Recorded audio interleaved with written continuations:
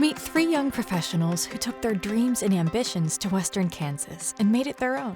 Hear their personal stories of opportunity and resilience, and how they helped transform their local communities.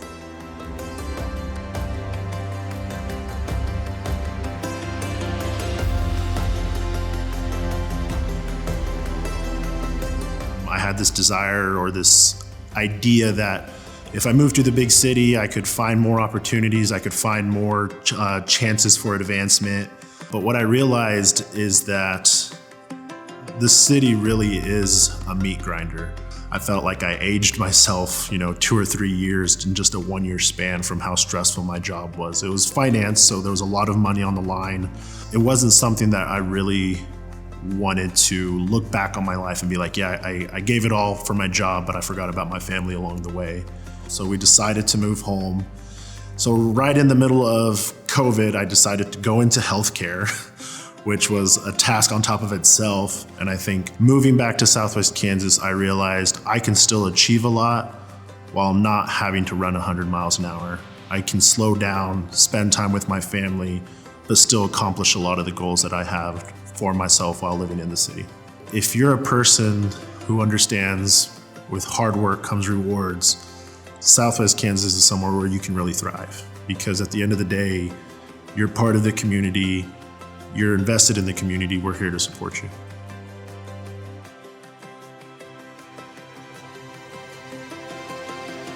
My grandpa had significant hearing loss, and that's kind of what led me into audiology to begin with. I just found a passion for it. My husband is really big into farming and very passionate about farming, and so we decided to move back to his hometown of Tribune, Kansas. And in Tribune, there wasn't any audiology clinic obviously established. And when nothing was available, I decided, you know what, let's just start a practice. Let's just start a practice and see how it goes. It was a little daunting, a little scary, but the community was like, no, you've got this. I had a couple community members come up and they're like, are you gonna have an open house? And then they showed up in the office along with other people that needed services. And they told me, word of mouth will travel. You do a good job of what you're doing, people will show up.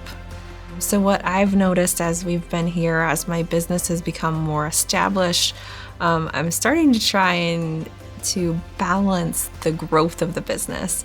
It's really amazing what you can draw in a small area, because you can draw from, hours away, states away, really, depending on what services you're providing.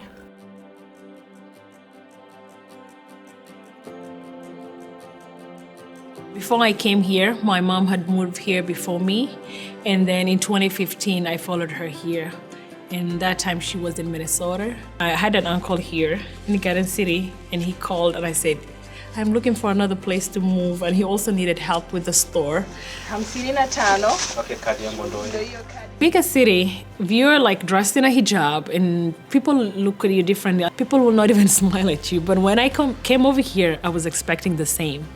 But everybody, when they see you at Walmart, they will just say hi or smile at you. So that's what I love about Garden City.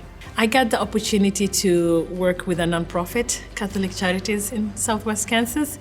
That has helped me get into the community more, meet different people from different backgrounds and refugees from all over the world. There's a lot of opportunities here. It's just you have to start somewhere. And like me, I started from meat packing plant. Now I work with a nonprofit organization. If you want to try and show the dedication and just being patient, and you will get where you need.